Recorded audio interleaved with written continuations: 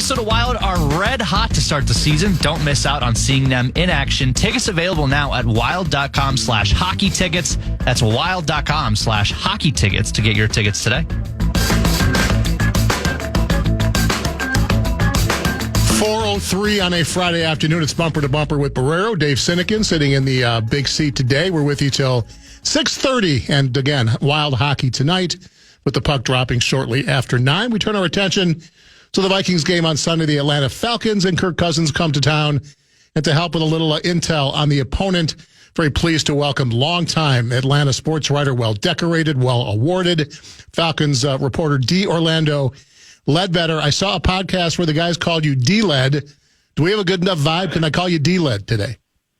Yes, Dave, that's fine. That'd be great. Thanks for having me on the show today. My pleasure. Are you making the trip up this weekend? Yes, I am. If I can find my coat. Well, leave the coat behind. We're going to have unseasonably warm weather. I think I heard mid-40s. Well, maybe mid-40s is not so great for you, but it's going to be much nicer than you might have expected. So you got that going for you. Awesome. Well, I'll look forward to that and try to enjoy that 42 in Minneapolis in the wintertime. Absolutely. All right, so let's start here, D-Lad. Let's go back to draft day. I'm curious to where you were that night when Atlanta shocked the world, and instead of going for the best pass rusher or whoever they might have liked on the board, they went with the quarterback just weeks after signing Kirk Cousins to the 4-year, $180 million deal. What was your immediate reaction? Were you gobsmacked? Did you know it was coming? Take us back to that night. Yeah, I mean, I knew it was a possibility. We had it in one of the mock drafts, but we had kind of moved on to the fact that they needed so much pass rush help. And the one kid from UCLA and Washington had been coached by Jimmy Lake, so we were kind of leaning toward pass rusher. But, yeah, once the deal was made, we was like, wow, they spent a lot of capital on the future here. But once they started talking about it made a little sense. They were trying to follow kind of the Green Bay model, but the Green Bay model never took the heir apparent in the top 10. No. They kind of did it outside of the top 10. So it was a bizarre move. Kurt was initially upset, and they kind of smoothed that out, and we they're trying to move on with both of the guys on the staff. So let's talk about Kirk. Season started out, obviously he was very immobile the first couple of weeks, but really started to look good. And Falcons were 6-3 a few weeks ago, and then suddenly things have changed with 3 consecutive losses. We know that Kirk hasn't thrown a touchdown pass in 3 weeks. Have you noticed anything physically that might be bothering him, or what do you attribute to the offense completely imploding here the last few weeks? Yeah, I got a couple theories. One is, hey, everybody caught up to them, and they're, defending things that were working earlier, and they haven't countered yet. So that's one football theory. Then the other one is, hey, maybe he got hurt in that Saints game when he got sacked 5 times and hit 9 times, and maybe lost a little bit off his fastball because he had the ball 4 times to win that game. That's when the rash of interception started. They went to Denver, didn't bother to show up, got blew out 38-6, and then came home here, ran the ball, had a good defensive outing, but Kurt had 4 interceptions. So, that's one theory that's a couple theories that we have down here, and everybody's kind of joining in on picking sides here. Do you have a sense for what this means to Kirk after 6 years up here to come back and face his teammates and know that he's battling things a little bit? And despite being 6-6, you're in the NFC South, man. 8-9 losses might get you into the division title. So the season's by no means over. It's a big game, though. And do you have a sense for what it means to Kirk to come back to Minnesota this weekend? Yeah, he talked about his emotions and going back to Minneapolis and how grateful he was for the people there who took care of him with his, injury, and the folks, ownership that gave him the guaranteed $84 million contract. Somebody finally believed in him, and he just felt an emotional great. Now, he didn't go into the fights with him and Zimmer and all the other stuff that was out there. But right. He said his overriding emotion was one of gratefulness in returning to Minneapolis, and he wants to, of course, find his game and try to get his new team a win. But he certainly was grateful about coming back. He even said he's been texting with Coach O'Connell as a personal friend. He hopefully doesn't get violating the tampering rules again. But that's kind of what he, was his big message this week as they're set to return. He's set to return to Minneapolis. We're talking with D. Orlando Ledbetter. He writes for the Falcons for the Atlanta Journal-Constitution. So from an outsider point of view, that would be me. I look at this matchup and I say, well, this is the last team Kirk Cousins. Forget the personalities and the friends. You're facing a Brian Flores defense that, if you're a mobile quarterback, that helps. It's hard to run on this team. I look at the matchup and I say, this doesn't look like the perfect opponent for Kirk to break out of a little mini slump. How do you look at this matchup, and how do you see Atlanta finding a way? What will they need to do to stop this losing streak at 3?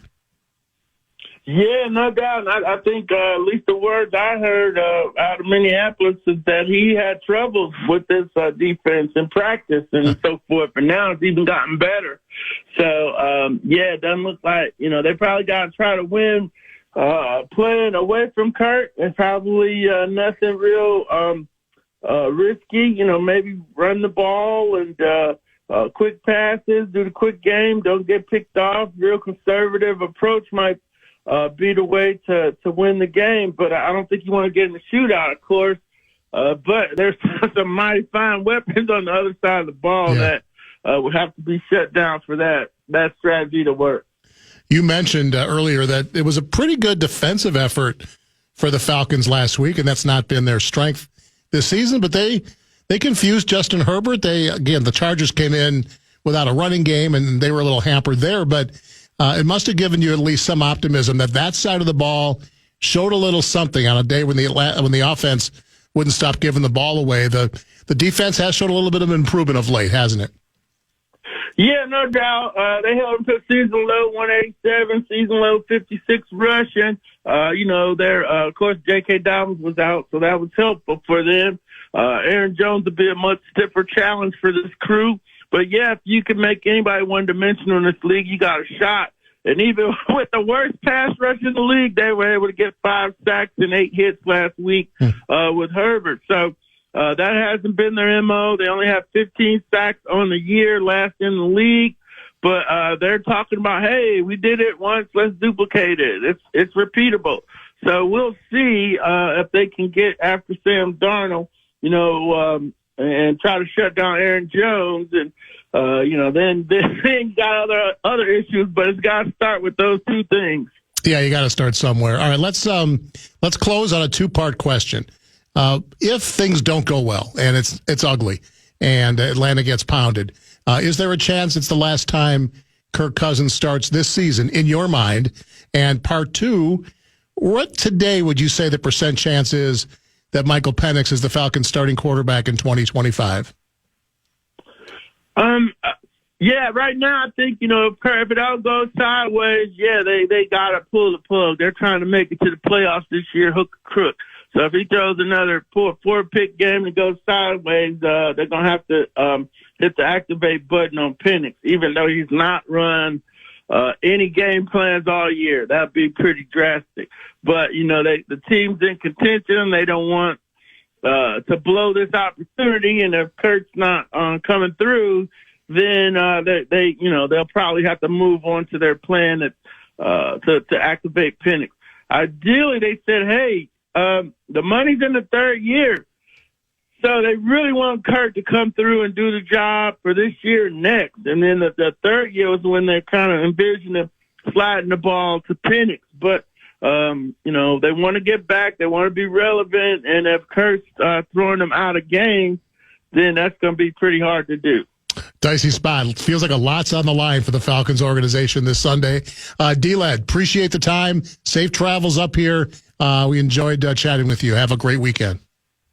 All right. Thank you so much, Dave. Take care. Thanks for having me. You bet. D. Orlando Ledbetter. You can read his stuff, although it is paywalled, at the Atlanta Journal-Constitution. Man, he's been doing it a long, long time. Appreciate hearing from him. I know he's thrilled that he doesn't have to break out the winter parka for all those Falcons folks coming up north. We'll pause. We have an open segment before Ben Goessling joins to continue the Vikings conversation. We'll catch up on some texts, and I want to dive into some Wolves talk as well. Phone lines available, 800-320-5326. If you want to chat about Kirk's return, the Wolves, the Wild, whatever you like, we'll throw that open as well. Again, bottom of the hour, Ben Goessling joins us. Top 5 at 5:30 Lavelli, Neal III. We're with you till 6:30, which means we got a ways to go. And I'm glad to have you along for the ride. Sinekin in for Bump on the Fan. If you want to chime into what's happening with your favorite KFAN shows, you can make your voice heard on the Bradshaw and Bryant KFAN text line. Just let us know what you have to say by texting your message to 64686. That is 64686. Standard text message and data rates apply.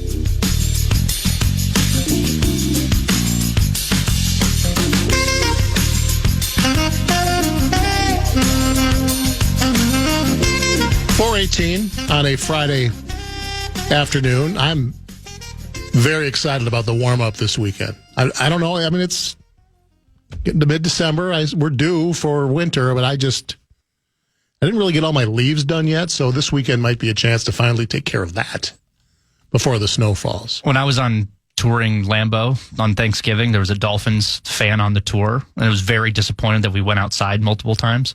And he's like, I don't know how you do this. And I said, once February hits, 32 feels amazing. It's like, that's shorts weather. If you can get that in February. Yeah. Well, now, because of the last couple of days where it was like 9, it was 6, this 45 feels unbelievable. No like, question. I want to go swing the clubs.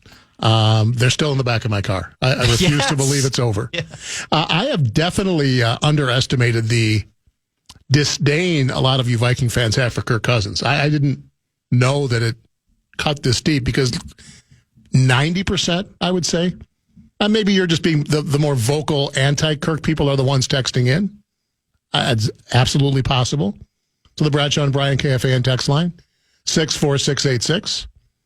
A sample. Kirk is so money-grubbing, he deserves no empathy. Whoa. The money is the main issue. Like, he left for the money, which, yeah, I mean, I get it. He's always been about the money. But if you go back to his roots, the guy got hurt in college, never thought he'd even make it, gets drafted by a team that already took a quarterback a couple rounds before him. Like, he had to wait for a chance to prove he could do it. And then once he finally got that chance, he's been all about making sure he got paid. And he's a great businessman. I get that. That doesn't make football fans real happy. Another one, I hope U.S. Bank cheers pick 6 every time Kirk steps on the field. Dave, you're wrong. Kirk did not deliver us anywhere. For the price we paid over 5 years, one playoff win isn't nearly good enough. Beyond the good season with KO, he was a .500 quarterback. He was brought in to take us over the top. He definitely got nowhere near that. And he hamstrung our team salary cap-wise. That's from Mike in New Richmond. Yeah, I don't know. I mean, he played pretty good quarterback for this team for a long time. He was beloved by his teammates, I believe. He's an odd dude, though. He's a bit of an odd dude. I saw a video earlier, maybe it was last week, where he had talked about taking his kids to see the movie Wicked, which is a great dad thing to do, no question.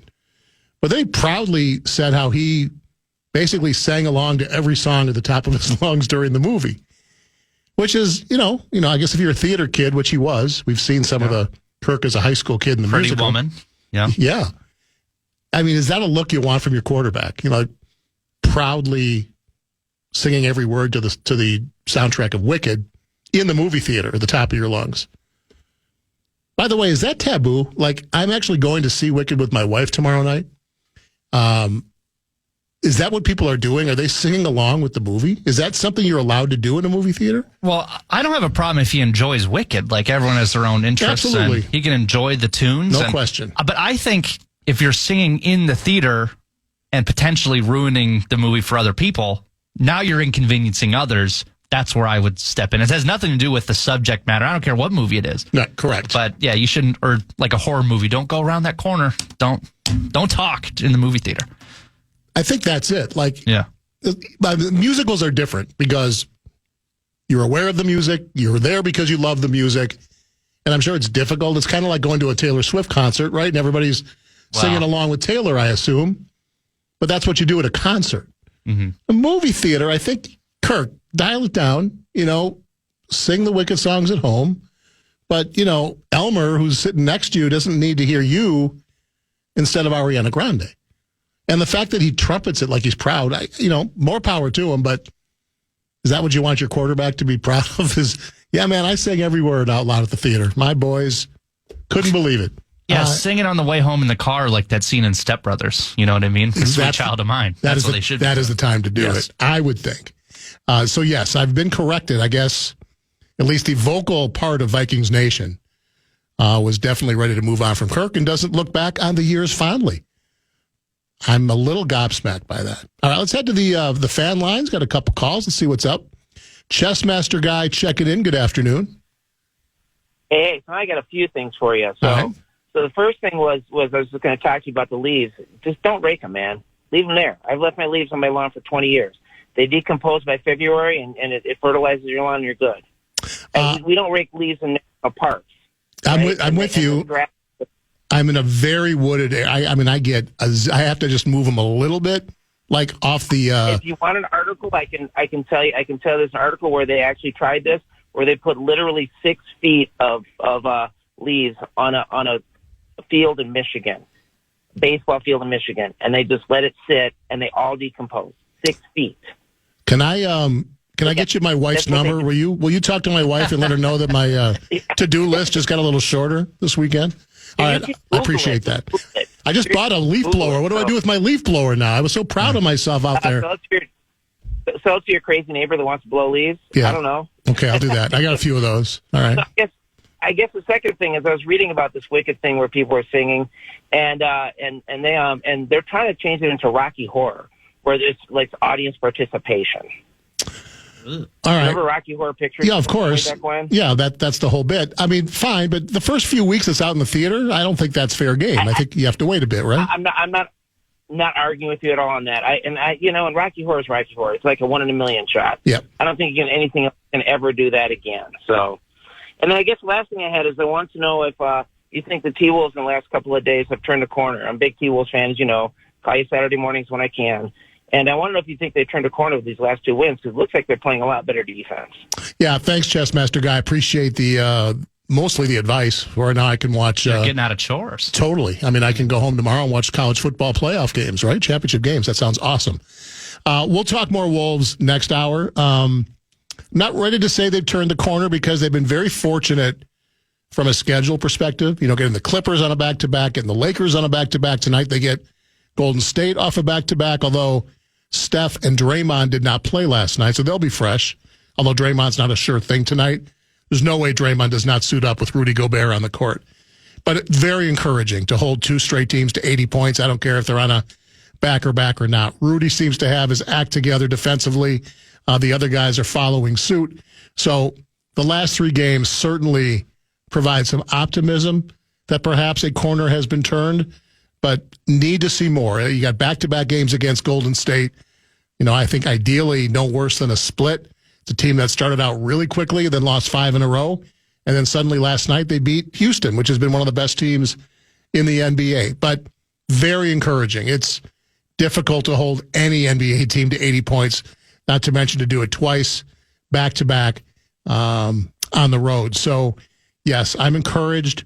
We'll talk more Wolves as we go today through 6:30. Then, of course, tomorrow morning, Double T and I will put a lot of our focus in the zone on the Timberwolves and the roller coaster ride they've given us so far early in the season. All right, let's pause. Welcome Ben Goessling to the program in our next segment. We talked the Falcons side of things. We'll get the latest on injury news, the big reunion with Kirk, and the Vikes trying to keep pace with the red-hot Detroit Lions. Viking Talk with Goessling next on The Fan. Time now for the Vikings Report on The Fan, presented by Miller Lite. Vikings safety Cam Bynum joins Barreiro next after this from Miller Lite. Find our street team outside U.S. Bank Stadium this Sunday before the Vikings take on Kirk Cousins and the Falcons. And ask how you can enter to win great prizes from our friends at Shields, including Vikings-Packers tickets, $100 gift card to Shields. Full details now, KFAN.com, keyword calendar.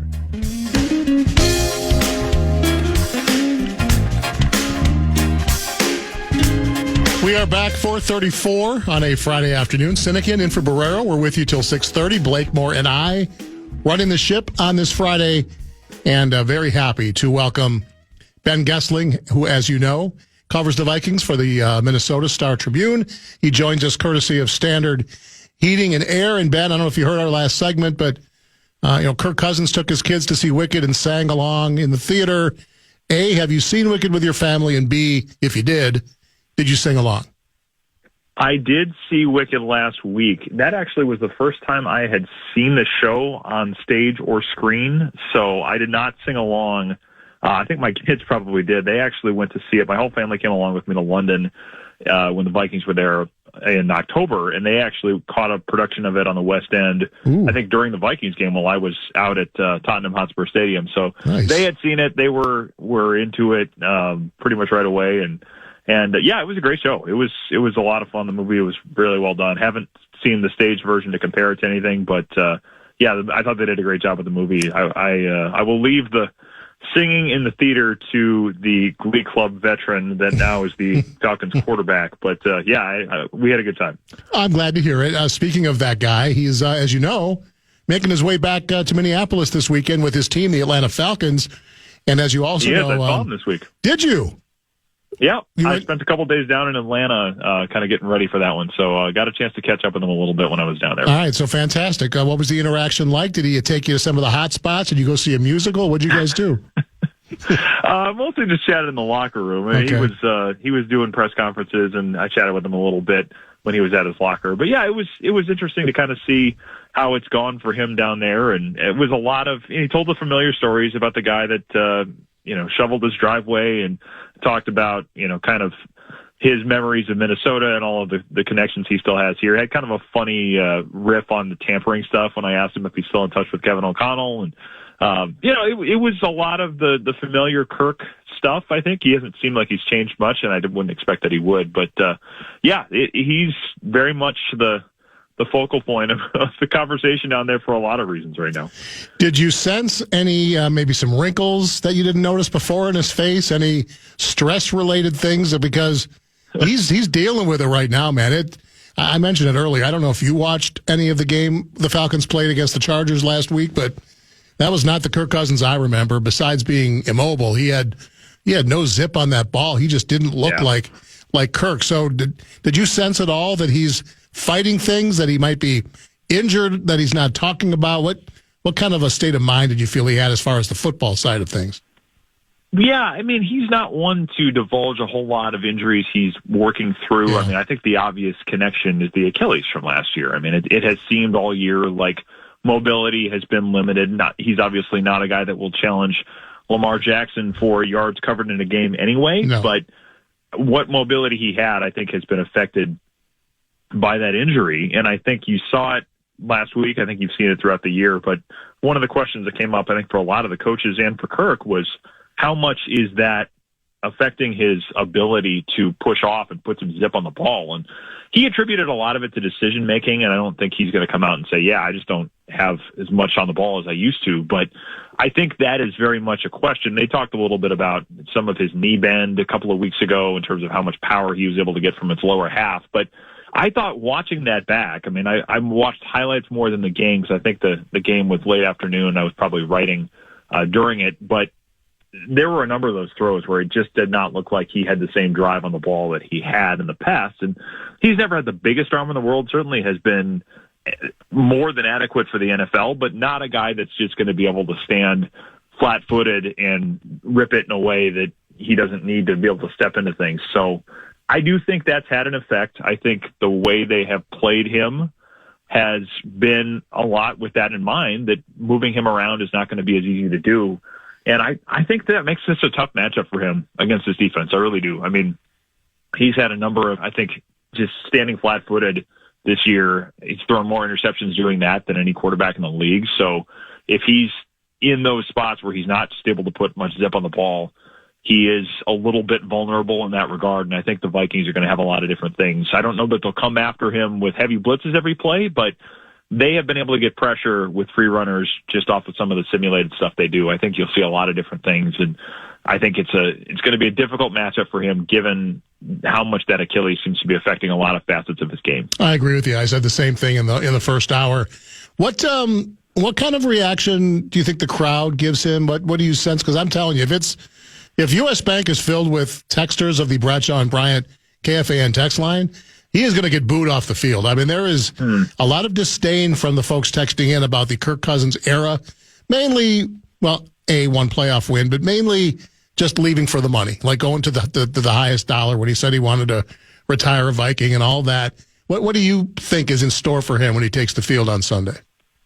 I would expect there'll be some booing. I mean, I think it will be probably kind of a mix. And you do hear, whenever they play that video in the elaborate introduction, they show the shot of the visiting team coming down the tunnel. I mean, that the crowd tends to respond in kind to that anyway. You get a lot of boos when those teams are coming down the tunnel, and I'm sure they'll have Kirk on there through all of that. But I would think there will be some level of appreciation. I remember the last time he was in the stadium was that Packers game on New Year's Eve where he, took his shirt off and did the whole Kirk O'Chains thing and blew the Galler horn.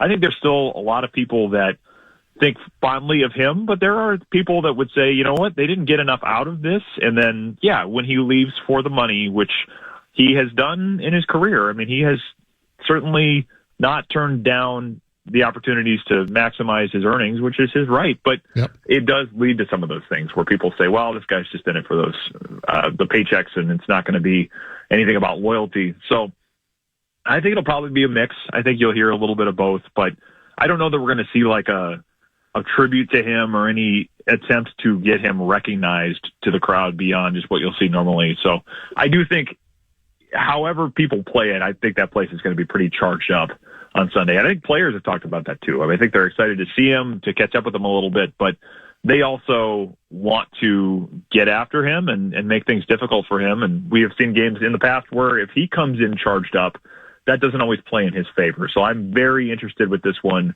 how the kind of the cauldron of emotions plays for everybody and how everybody responds to that. Me too. I don't think he's going to have fond memories of this visit when he looks back on it 2-3 years down the road. I don't think it's a good matchup for him at all. Meanwhile, let's talk about the health of the Vikings. I think you tweeted that there's a lot of questionable players, but they tend to be more on the likely side to play. Is Stephon Gilmore the main Viking that we're not going to see? Are there other guys that might be kind of iffy and more of a game time decision? Yeah, I mean, Gilmore is certainly he's out for Sunday, and he's the one that's probably the most prominent of anybody that is not on the field. Everybody else was able to practice today other than Harrison Smith, who got a rest day as he often does on Fridays. But a lot of those guys, Andrew DePaula was full participation. Will Reichert is full participation. Those guys will probably both be activated from injured reserve. Dalton Reisner was back in full today, which I was a little surprised about when the back thing came up yesterday. You kind of thought, okay, back problems with an offensive lineman. When they come back, that tends not to go well. But they seemed optimistic about him, especially after he was able to do as much work as he did. And then, I think the rest of the group, Billups, Jones, Andrew Van Ginkel, all seemed like good chances, like they'll have good chances to play. So longer injury report than the Vikings have had in the last few weeks. But there was a fair amount of optimism from O'Connell today about it, and the way that they use all those guys in practice would tend to support that theory, I think. We're chatting with Ben Goessling, courtesy of Standing Heating and Air, a Friday regular on the Bumper to Bumper program. You didn't mention the kicker. Are we going to get Will Reichert back, or is John Parker Romo keeping the seat warm? I think it will be Will Reichert back. The Vikings have to make that decision officially by 3 p.m. tomorrow. I mean, they have to do the move to get Reichert off of injured reserve and put him back in the active roster. I mean, Parker Romo has done everything they've asked him to do. He's been a pretty impressive fill-in for Will Reichert, and I think will be a guy that will get more opportunities to kick in the NFL. I'm sure they would love to try to sneak him through to the practice squad, but I would think that's not terribly likely given how well he has kicked. I think he'll get another opportunity whenever somebody gets injured or somebody's making a kicking change, I think he'd be on a pretty short list. So I would think they'll do that tomorrow, just because they don't have to do it before that, and then maybe you can try to sneak in through. Waivers wouldn't process again until Monday, but maybe in the flurry of moves, there may be some hope that they can get him through. But I expect it'll be Reichard on Sunday. I think they'll make the move for him and DePaula tomorrow, and then we'll see what happens with the practice squad. But yeah, Reichard was full all week, and it seems like he's pretty much ready to go. So we should see him again on Sunday. With Gilmore out, how does that change how Flores attacks Atlanta, which basically, last week, Kirk just focused on Drake London and I think targeted him 16 times, didn't look at the tight end, didn't look at Darnell Mooney or the other receivers so much. Gilmore might have been the guy that you said, all right, well, let's make sure he knows where London is at all times. Yeah. How's the secondary affected with no Gilmore on Sunday? Yeah, it certainly changes it, because we have seen times this year they maybe don't do a full shadow where he goes everywhere with a guy, but they will start him on the same side as the receiver they're the most worried about quite a bit, and they can't do that with him out, obviously. So you'll see Fabian Moreau a lot more. It'll be him and Shaq Griffin and Byron Murphy. They've been playing a lot more man coverage lately. I don't think that they will. I mean, I suppose if you were going to do it, you'd have Murphy probably shadow Drake London. I don't know that they'll go that far with it, but the man coverage that they have been playing more of, I do think fits better with what Shaq Griffin does. So you'll probably see a little more of that. Moreau got picked on a little bit last week. I thought there were a couple of those plays. There was a one pass interference that I thought was kind of a ticky-tack call, and the other one was a pretty obvious pass interference. But I think they will go after him a little bit. He has kind of had some ups and downs when he was in there last week, but that'll be the thing to watch, is how does he fare in a full game now that they've had a chance to kind of plan for him being in the first-team defense. How does Cousins kind of process all of that? Does he try to pick on him? I think that's certainly a matchup to watch, is how Moreau handles it in a start. I mean, they're very confident in his ability to process what the defense is doing, how to attack offenses, and all of that kind of stuff. I think they feel pretty good about his level of football acumen as he comes into it, but he's not their top corner. Gilmore is. So that certainly is, I think, if the Falcons are going to try to go after something, it may be that they try to pick on Fabian Moreau and see how he responds. You could argue that the Purples kind of played with their food the last few weeks, like letting inferior teams kind of hang around and feel good about themselves.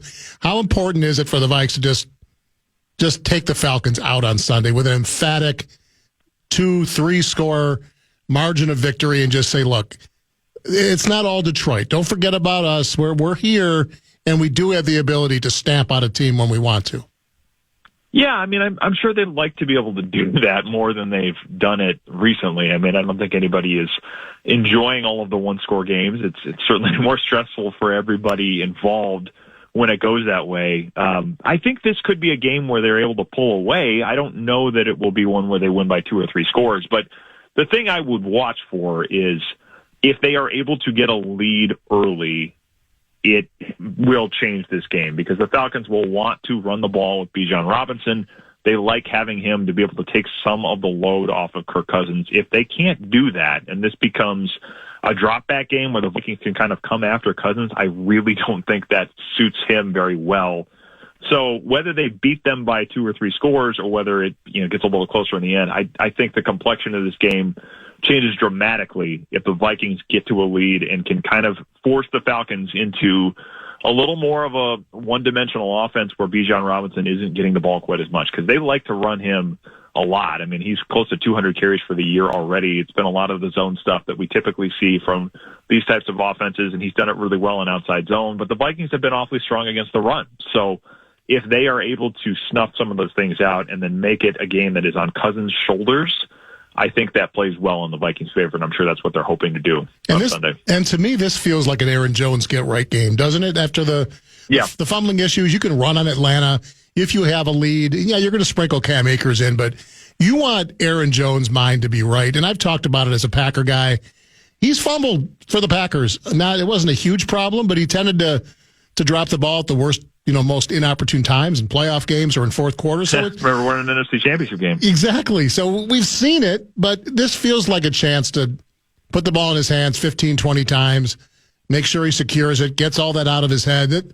Am I wrong? Does this kind of feel like a game where the sombrero makes its appearance afterwards, maybe? Yeah, I think that's very possible. This is a team you can run on. I mean, Grady Jarrett in the middle of that line is the type of defensive tackle the Vikings line has struggled with in the past, those kind of big, dynamic defensive linemen that have given the Garrett Bradbury and the guards a little bit of trouble. But this should be a team that you can run the ball on, and I'm sure that part of it will be trying to get Jones into a rhythm, get him lathered up, get all of that stuff out of his system, because you're right. He has not been a habitual fumbler, but he's had enough of it in his career that I think they'll want to try to put that as far beyond him mentally as they can. I do wonder a little bit with the rib stuff, if that's affecting how he's carrying the ball, if that is affecting at all his thought process when he's going into traffic, if that's a concern of his still at all. But I think overall, a lot of this is just getting to the point where whatever technique issues you're having, covering all 5 points of pressure and keeping the ball tight to your body, if he can get through that and kind of get out of this stretch of fumbles, it will make a big difference, because they're going to need him down the stretch. He has shown that he is one of the more instrumental players on this offense, and if they're going to make a run, they're going to have him as a big component of this thing. So yes, I do think it's a good opportunity for him to have a get-right game, and I think that's going to be a focus of theirs as well. And this is about the time last year when he got healthy and heated up for Green Bay, and the offense really took off. Speaking of the green and gold, did you catch any of the game last night, or were you too busy filing stories for the Strib? I was filing and I was flying, so I saw portions of it in the Atlanta airport. I got to the airport early enough. I typically like a walk in, walk to the gate, cut it to the last second type, but I took the Chip Scoggins approach last night and got there plenty early. Nice. And caught a fair amount of the game in the Atlanta airport, but it was kind of in and out of it. I saw enough. I think I saw the stretch where Watson fumbled and then Quay Walker had the penalty, and then those were fun. Had the pick that got turned over. Yeah, you saw some good highlights there. I'm sure you've heard, Dan Campbell goes for it on fourth down, as he is wont to do. Once late in the fourth quarter from his own 30 and does not get it, and Green Bay takes over and scores. And then, of course, the very rare final 40 seconds, fourth and inches from your 20, when you kick the field goal typically on fourth down, you give the other team 30 seconds and no timeouts and say good luck. He had no interest in that. He went for it knowing that, if you don't get it, you just turn the ball over with the game tied. So should we be surprised? I mean, I know we shouldn't be, but I still was surprised by those last two decisions, which, again, I'm old school, and he gets away with it.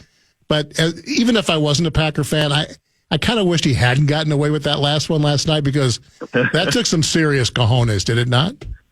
It sure did, and he has shown that he'll do it. I mean, I remember, I think that first game last year when the Lions came here, he went for went for a lot of them, and I think there was one right at the end that he decided not to, and he kicked, and it ended up kind of opening things up for the Vikings to come back and win the game. And he basically said, this is even 2022, but I remember him just talking about, I hated that decision. I don't want to do that again. I want to keep my foot on the gas. And some of it is probably the brand. I think there's some of this stuff, and Kevin O'Connell talks about this too, that aggression becomes a way to send a message to your players about your belief in them and how much you want them to play from this unencumbered, kind of unhindered state of mind, because your coach is going to be that aggressive, so they should be as well. And there's certainly plenty of aggression in a number of ways. I'm sure you guys have talked about that with the Lions. But, it's on brand for him. I thought at the time, the analytics would say, if you have a chance to end the game here, which they did, and you trust your line, which that's one of the better lines in the league, I didn't hate the decision at all. And I think from the math perspective of things, it made some sense, because it did take out that possibility of the Packers coming back. And if they get stopped, the situation is not that different in the sense that the Packers can still get something done with a field goal. I overall did not have a big problem with it. It's him. I think it's how they're going to go about it. And, it worked for them last night. Yeah, you're right. Almost didn't. I guess when Goff almost got tripped. Exactly. I mean, it almost was disaster from their standpoint. Yeah. I'll leave you with this. From your standpoint, should Vikings fans be happy with the result last night, or would they rather have seen Detroit get that second loss? Which do you think works out better for fans of the purple? Well, I mean, I think, fans of the purple are always going to have a hard time cheering for the Packers, even if it's in their own interest. Correct. But I did think last night was one of those times where it would make some sense to do so, because I think the Vikings are running out of opportunities to catch the Lions here. They have to go into that last game tied with Detroit to really have a chance to win the division. They are not going to win out on the tiebreakers as they currently exist, because common opponents would favor the Lions if we get down to that tiebreaker. So the Vikings' best chance to win the division is to go in there tied and beat the Lions in Week 18. And the Bills are still in there, but that's probably the toughest game the Lions have left. And if they win that, you're hoping for the 49ers, I suppose, on that Monday night in Week 17. But who knows what the 49ers are going to have to play for at that point. So that may not be as tough as it normally would be. I think last night was a good opportunity for the Vikings to catch Detroit and pull even with them and hand a division loss to the Lions, which could come in handy in the tiebreakers as well. So I think from a mathematical perspective, it made sense for the Packers to win that game if you're looking for the thing that would help the Vikings the most. And it is, I think, the number of outs to make your hand in a poker sense are getting pretty slim for the Vikings because of the way the Lions schedule sets up, and just we're getting down there. I mean, they're going to have to make up some space here pretty quickly, and this I thought was a good opportunity for the Vikings to make some up with the Packers' help, and they obviously didn't get it last night. They do have to go to Chicago late December in a wintry outdoor setting, so that might not be a layup for the Lions either, especially the way the Bears closed out that game on Thanksgiving and made them nervous. And you have another guy handling the timeouts, so maybe that makes a difference. That's a very good point. That gives them a much better chance to win. Thank you for the time, Mr. Goessling. We'll enjoy reading your stuff this weekend. As always, have a great weekend, my friend. Thanks, man. I will leave you guys to the rest of the commiseration. I hope it goes well, and we'll talk to you guys soon. Sounds good. Ben Goessling, thanks to our friends at Standard Heating and Air. We'll come back with top five. Have you had a chance to work that out for us? Yes, Wolves, Wild, Vikings injury report. Oh, my. Sounds good. Well, that's next on The Fan.